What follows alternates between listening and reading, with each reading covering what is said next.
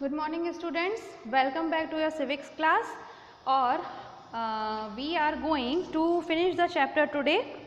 Fine. The chapter is on equality. We have discussed various things on the equality and this is the time to go for the exercise. अच्छा, कल हमने कुछ quick revision वाले काम किए थे. On the page number 119 there were 4 questions only. Fine. And on the page number 121 there was quick revision 2 and there were 4 questions again. तो ये पूरे 8 क्वेश्चन आपको कॉपी में करने हैं, ठीक है. You have to make a copy separately for the civics. Just write chapter number 1 on equality and do the exercise. अभी तक आपने जो क्वेश्चंस किए हैं, there are only 8 questions you have done. Quick revision 1 and quick revision 2. तो आपको ये quick revision 1 डालने की ज़रूरत नहीं है, आप डायरेक्ट एक्सरसाइज करके लिख सकते हो या फिर डाल लेना, चलो, क्योंकि कोई कन्फ्यूज़न नहीं रहना चाहिए. तो क्विक रिवीजन 1, क्विक रिवीजन 2 के 8 क्वेश्चंस आप कर लिए होंगे. जिन्होंने बुक्स और कॉपीज़ नहीं खरीदी है वो खरीदो जल्दी, क्योंकि अब एक बात ध्यान रखो, ये कोरोना के चक्कर में ना तो स्कूल बंद होने वाला है और ना ही आपकी पढ़ाई रुकने वाली है, ठीक है. अब अपना थोड़ा सा कॉन्सेंट्रेट करो. आधे से ज़्यादा साल निकल गया है और ये पूरा साल तो आपको ऑनलाइन पढ़ना ही होगा, ठीक है, क्योंकि छोटे बच्चों को तो बहुत मुश्किल है कि ओपन होगा स्कूल. तो gate ready for the online class. आप मेंटली प्रिपेयर हो जाइए. और इसके अलावा जनरल प्रमोशन की भी मत सोचना, क्योंकि जनरल प्रमोशन मिलने से रहा, और अगर बाई चांस किसी को मिलता भी है तो that is not good for you. एक साल में इतना सिलेबस होता है कि वो आप दूसरे साल कवर नहीं कर पाओगे, ये आप मान के चल लो. तो जो लोग अभी तक सीरियस नहीं हुए हैं ऑनलाइन क्लासेस के लिए, they have to get serious for that, because there is no other option for you, ठीक है. और अब तो छोटे बच्चे भी एंजॉय कर रहे हैं. कल भी मैंने कहा था, don't make a burden, just have fun with this session, क्योंकि ये सेशन बहुत डिफरेंट है आपके लिए, हमारे लिए, सभी के लिए, ऑल ओवर वर्ल्ड ये चीज़ चल रही है. तो just get ready for that, there is no other option. तो हम अब एक्सरसाइज करते हैं, ठीक है.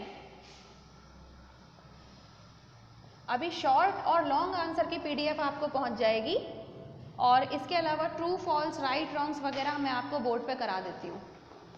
तो exercise, come to the first. A, tick the correct option.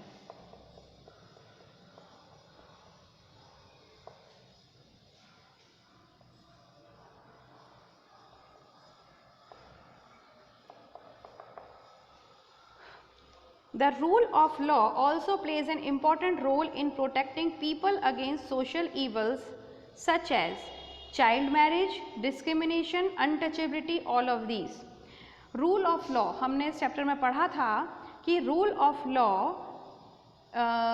किस चीज़ से लोगों को प्रोटेक्ट करता है, किस बुराई से, किस सोशल ईवल से. क्योंकि हमने देखा था ना कि हमारी सोसाइटी में आज भी बहुत इनइक्वलिटी है, और इनइक्वलिटी के साथ साथ और भी ईवल्स पाए जाते हैं, और भी बुराइयां हैं, जैसे कि चाइल्ड मैरिजेस है ना, उसके अलावा अनटचेबिलिटी, ये सारी की सारी चीज़ें हैं जो, और अनइक्वलिटी तो है ही, कास्ट सिस्टम है ही सही, और रिलीजन के नाम पर भी अभी बहुत सारी डिस्क्रिमिनेशंस होती हैं, ऐसी बात नहीं है. तो ये सारे कहलाते हैं सोशल ईवल्स. तो अब हमारी सरकार ने जो लॉ बनाया था, रूल ऑफ लॉ, उसके चलते किस किस चीज़ों से, किस किस सोशल ईवल से अपनी सोसाइटी के पीपल को बचाते हैं, उसके लिए हमने कुछ ऑप्शंस दे रखे हैं यहाँ पे. तो the first one is the rule of law. The rule of law also plays an important role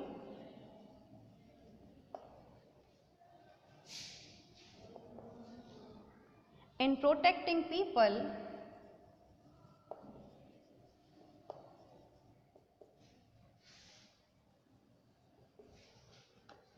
against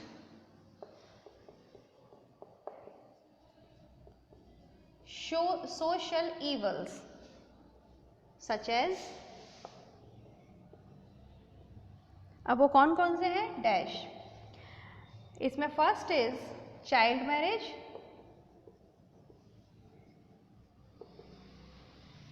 ठीक है. Second one is discrimination. Discrimination मतलब भेदभाव.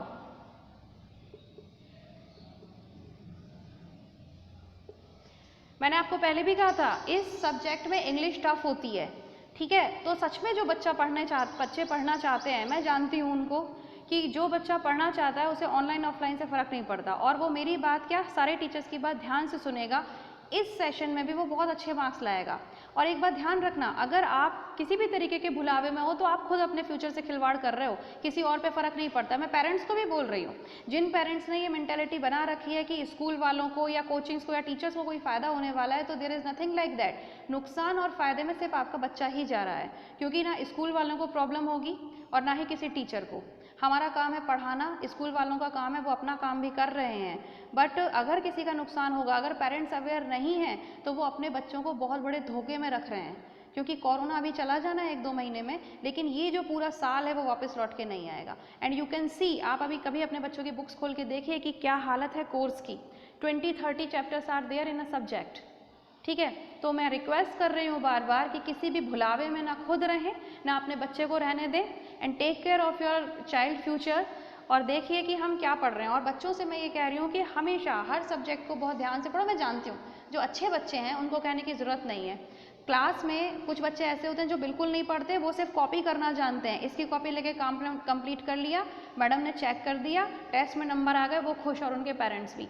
तो ऐसे बच्चों का तो कुछ नहीं हो सकता। बट एक्चुअली जो बच्चे स्टूडेंट्स होते हैं, वो मेरी बात ध्यान से सुनो बेटा, कि ये जो सब्जेक्ट्स होते हैं सोशल साइंस वगैरह, ये बहुत टफ इंग्लिश होती है इनमें। तो मैं फिर कह रही हूँ कि जो भी वर्ड्स आपको टफ लग रहे हैं उनको मीनिंग कर लो, उनको मीनिंग देख लो। वैसे तो मैं बोल ही देती हूँ जनरली, लेकिन अगर फिर भी तो आप गूगल कर लो या डिक्शनरी में देख लो, ये आपको आगे बहुत हेल्प करेगा, ठीक है, बहुत ज़्यादा हेल्प करेगा। इसके बारे में मैं कभी आपको बताऊंगी कि ये कैसे हेल्प करेगा, बट अभी इतना समझ लो कि ये बहुत इंपॉर्टेंट होता है कि आप जो इंग्लिश पढ़ रहे हैं आपको उसका मीनिंग पता होना चाहिए, ठीक है। तो इसमें हम क्या देखते हैं, first is child marriage, second is discrimination, the third one is untouchability,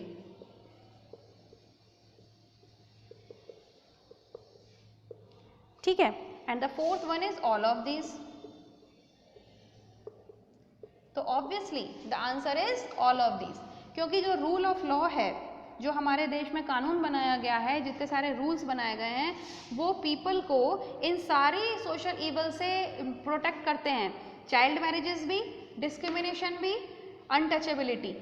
तो answer is all of this. लेकिन आप यहाँ पे ऑल ऑफ दिस लिखोगे क्या, तो आप ऐसे लिख देना, यहाँ पे आप लिख देना ऑल ऑफ द फॉलोइंग, क्योंकि आपको ये ऑप्शन तो नीचे दिए गए हैं ना, तो यहाँ पे आप लिख देना ऑल ऑफ द फॉलोइंग, और यहाँ पे ऑल ऑफ दीज के आगे टिक कर देना, तो आई विल अंडरस्टैंड, ठीक है।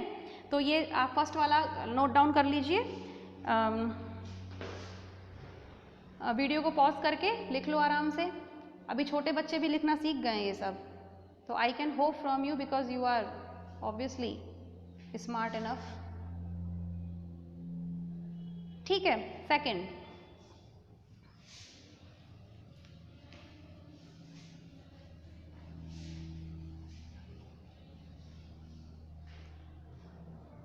anyone in society deserves, अब ये भी सिंपल है। Second, everyone in society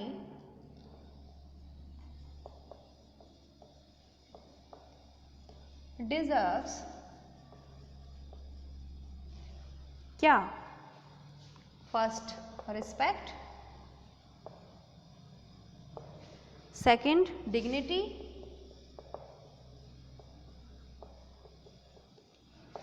third both first and second, and the fourth option is none. तो डेफिनेटली सबको पता है कौन सा ऑप्शन सही है, थर्ड वन इज राइट, क्योंकि हमें दोनों ही डिग्निटी और रिस्पेक्ट दोनों की ही ज़रूरत होती है। सोसाइटी में हर कोई, everyone in the society deserves, इसको पाने के लिए योग्यता रखता है। इसका मतलब ये है कि सोसाइटी में हर किसी को क्या मिलना चाहिए, रिस्पेक्ट मिलना चाहिए, और उसकी डिग्निटी मतलब उसके सम्मान का ख्याल रखना चाहिए, ठीक है। तो the answer is both first and second. लेकिन आप वहाँ पे क्या लिखोगे, यहाँ पे जो फिलअप दिया गया है उसमें आप बोथ फर्स्ट एंड सेकेंड लिखोगे क्या, इसमें ऐसे लिख देना everyone in the society deserve respect and dignity. तो यहाँ पे ऐसे लिख देना रिस्पेक्ट एंड डिग्निटी, लिख लेना अपने आप से, मेरा जगह नहीं है, जगह थोड़ी कम रह गई थी तो मैंने ऐसे लिख दिया। ठीक है, तो रिस्पेक्ट एंड डिग्निटी दोनों चीज़ें की ज़रूरत होती है। रुको मैं इसको ठीक से ही लिख देती हूँ यहाँ पे।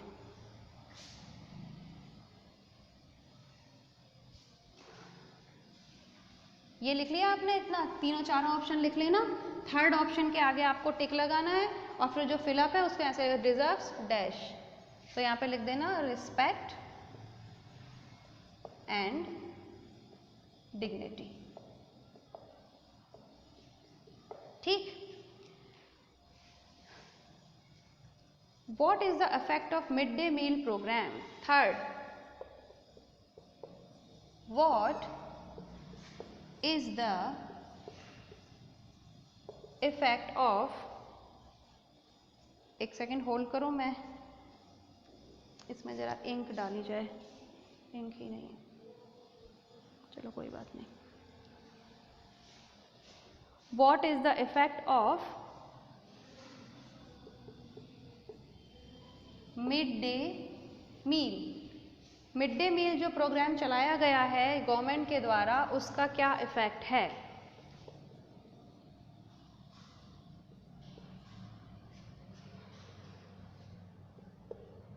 First option, children have started working for money.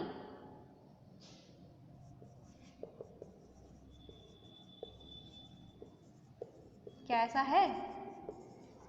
Children have started, अब वर्किंग फॉर मनी, इसका मिड डे मील से तो कोई लेना देना है ही नहीं, है ना, तो ये ऑप्शन तो कहीं से कहीं तक सही है ही नहीं। Next, parents are motivated to send children to school. Definitely parents अब बच्चों को स्कूल भेजने लगे हैं। Parents are motivated to send children to school. ठीक है, और थर्ड जो है इसका पॉइंट वो है, it reduces caste discrimination. It reduces caste discrimination. And the fourth one is both second and third। तो करेक्ट तो आप इसके आगे ही लगाओगे, क्योंकि डेफिनेटली दोनों, सेकंड वाला ऑप्शन और फर्स्ट वाला ऑप्शन दोनों सही हैं, है ना, कि मिड डे मील प्रोग्राम का क्या इफेक्ट पड़ा है कि भाई जो पेरेंट्स हैं वो अपने बच्चों को स्कूल भेजने के लिए राजी हो गए, और दूसरी बात इसने कास्ट डिस्क्रिमिनेशन को बहुत हद तक कम किया है। क्यों? क्योंकि सब बच्चे एक साथ बैठ के खाना खाते हैं, उनको नहीं पता होता कि कौन सा हिंदू है, कौन मुस्लिम है, और दूसरी बात कौन अपर कास्ट का है, कौन लोअर कास्ट का है, तो वहाँ पे सारे लोग एक साथ बैठ के खाना खाते हैं, तो जिससे कि कास्ट जो डिस्क्रिमिनेशन था, कास्ट सिस्टम जो फैला हुआ था, वो कई हद तक रिड्यूस हो रहा है। ठीक है, तो हम इसको ये इस तरह से टिक कर देंगे। ठीक है, तो the answer is fourth, both second and third. ठीक है, इस पेन में इंक थोड़ी कम हो गई है, आपको देखने में ज़्यादा दिक्कत तो नहीं हो रही, इसको फटाफट नोट कर लो।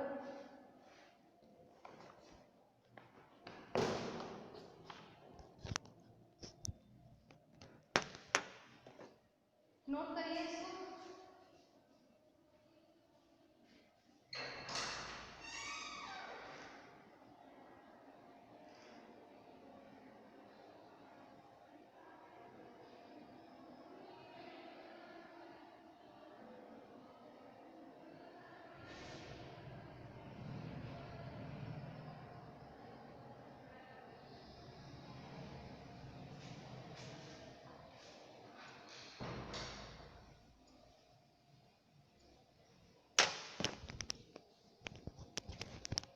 ठीक है, हो गया ये नोट आपका?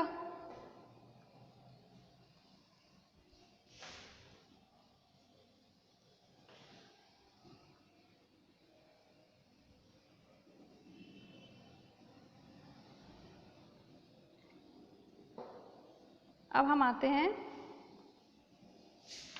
fill-ups. Now come to the B part. Is it visible? ठीक.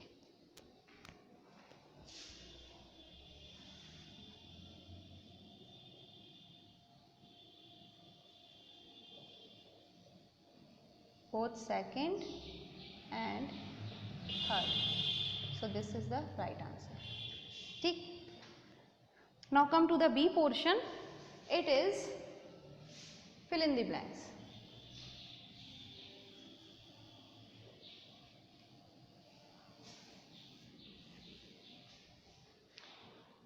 Fill-ups में देखो, first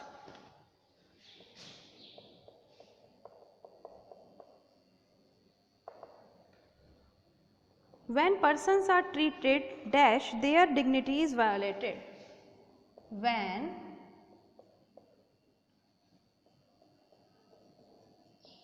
persons are treated, कैसे उनको ट्रीट करने पर उनकी जो डिग्निटी होती है, उनका जो सम्मान होता है, वो खराब हो जाता है. Their dignity is violated. क्यों? अगर हम उनको अनइक्वली ट्रीट करते हैं, ठीक है, तो ट्रीट देम अनइक्वली, तो क्या होता है, डेफिनेटली जिसके साथ आप अच्छा व्यवहार नहीं करोगे उसको तो उसका सम्मान को तो धक्का लगेगा, उसके सम्मान तो खराब होगा. इसीलिए when persons are treated unequally their dignity is violated. This was first fill up. The second one, dash give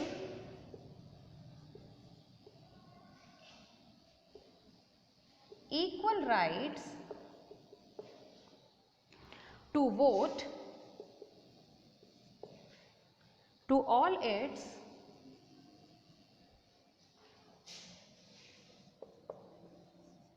citizens. मैंने जो बोला है कि स्कूल चालू हो गए, स्कूल चालू होने का मतलब बच्चे नहीं आ रहे हैं स्कूल में, बट पढ़ाई चालू हो गई है, ठीक है, तो कंफ्यूज मत होना.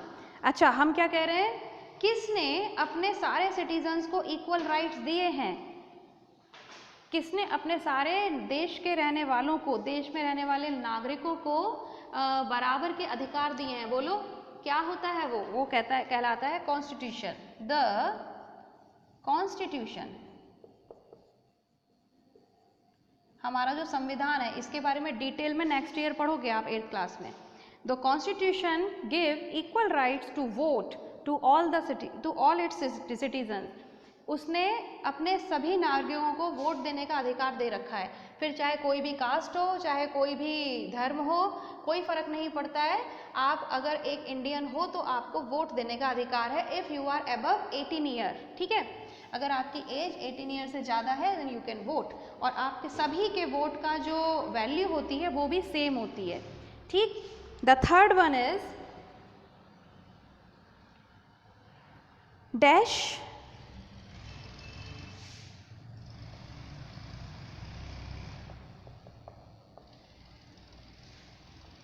experienced discrimination. अगेन डिस्क्रिमिनेशन क्या, भेदभाव है ना, डिस्क्रिमिनेशन इन अमेरिका. हमने पढ़ा था कि ये डिस्क्रिमिनेशन, ये कास्ट सिस्टम, ये सारी मुसीबतें सिर्फ इंडिया में नहीं है, बाहर भी हैं. अपन सोचते हैं कि भाई अमेरिका वाले बड़े महान, हम सारी मुसीबतें, सारी बेकार के काम इंडिया वाले करते हैं, बट ऐसा नहीं है. इंडिया वाले फार बेटर हैं. अभी आप दूसरे देश में जाकर देखोगे ना तो वहाँ के लोग कितने परेशान हैं वो पता चलेगा. खैर, जब तक हम डिस्क्रिमिनेशन की बात करते हैं तो इंडिया के अलावा अमेरिका में भी डिस्क्रिमिनेशन था. और वो कौन फेस किया करते थे, कौन लोग थे अमेरिका में, तो हमने पढ़ा था ना, अफ्रीकन अमेरिकन्स.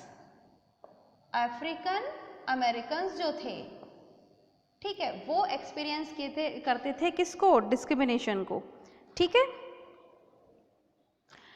अब नेक्स्ट आता है fourth one.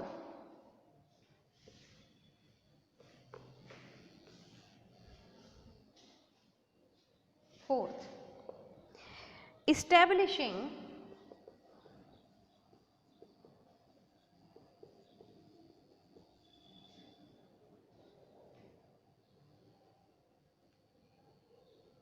establishing dash in a democratic society, in a democratic society is a continuous struggle। एक डेमोक्रेसी में, हमारा इंडिया जो है वो डेमोक्रेटिक कंट्री है, ऐसे देश में किस चीज़ को इस्टेब्लिश करना बहुत कंटिन्यूस स्ट्रगल है। अभी तक भी यहाँ के लोग क्या नहीं समझे हैं, अभी तक हमारे को बहुत स्ट्रगल किस बात के लिए करनी पड़ रही है, किस चीज़ को इस्टेब्लिश करने के लिए करनी पड़ रही है, इक्वलिटी को इस्टेब्लिश करने के लिए। अभी भी बहुत सारी इनइक्वलिटी बाकी है इस देश में, ठीक है। तो the fourth one was establishing equality in a democratic country या democratic society is a continuous struggle, ठीक है। Now come to the C, that is true false.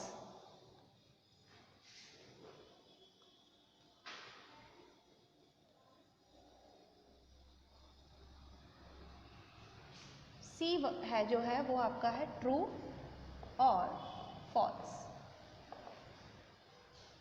I think video pause करके आप आराम से उतार लोगे। I am not in the front, I am in the side, तो ये मैं अब रब कर देती हूँ।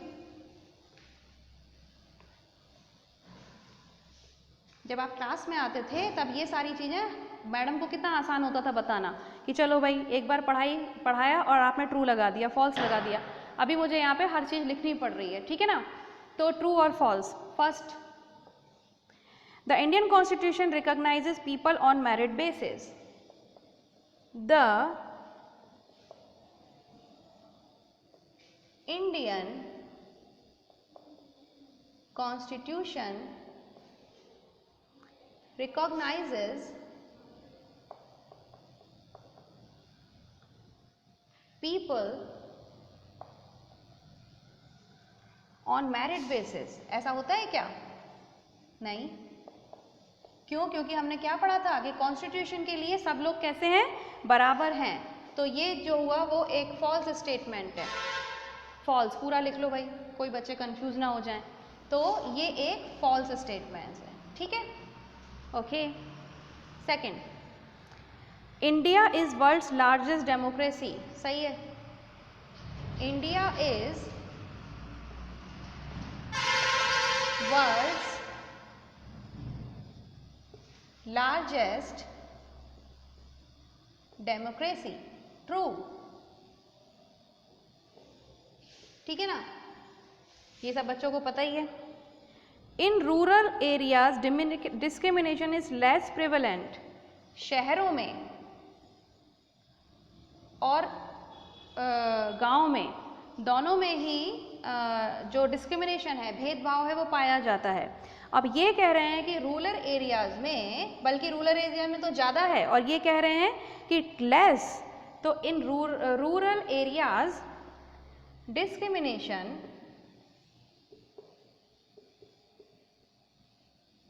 इज लेस प्रिवेलेंट, ठीक है।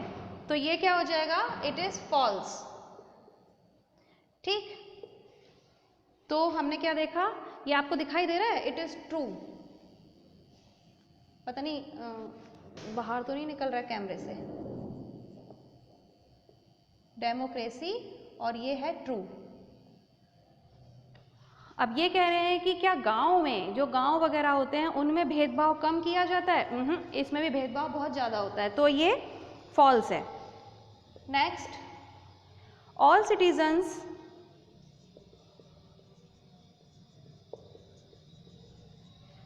Under the age of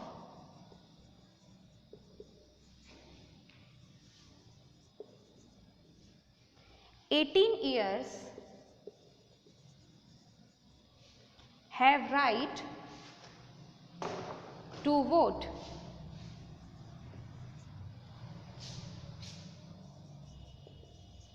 Have right to vote. ये क्या सही है? जी नहीं। Under the age of 18 years नहीं, above the age of 18 years. तो 18 साल से ज़्यादा जिनकी उम्र होती है उनको वोट देने का राइट है, ना कि 18 साल से कम लोगों को, ठीक है। तो this is all about your true and false. इसको आप नोट कर लीजिए, वीडियो को पॉज करो, नोट करो। अब देखो शॉर्ट आंसर्स और लॉन्ग आंसर्स के लिए मैंने एक ये छोटी सी आपके लिए पीडीएफ बनाई है, इसको मैं अभी आपको सेंड करवा देती हूँ और इसके साथ आपका चैप्टर होता है कंप्लीट, ठीक है। तो from tomorrow we will start the next chapter. और अब मैं चाहती हूँ कि आप लोग फटाफट इस काम को कंप्लीट करो कॉपी में, and then I will tell you कि कब आपको कॉपी सबमिट करनी है चेकिंग के लिए, ठीक है। तो वीडियो पॉज करो, इसको आराम से देखो, ठीक है, and enjoy the chapter, enjoy your studies, enjoy your days. Bye bye.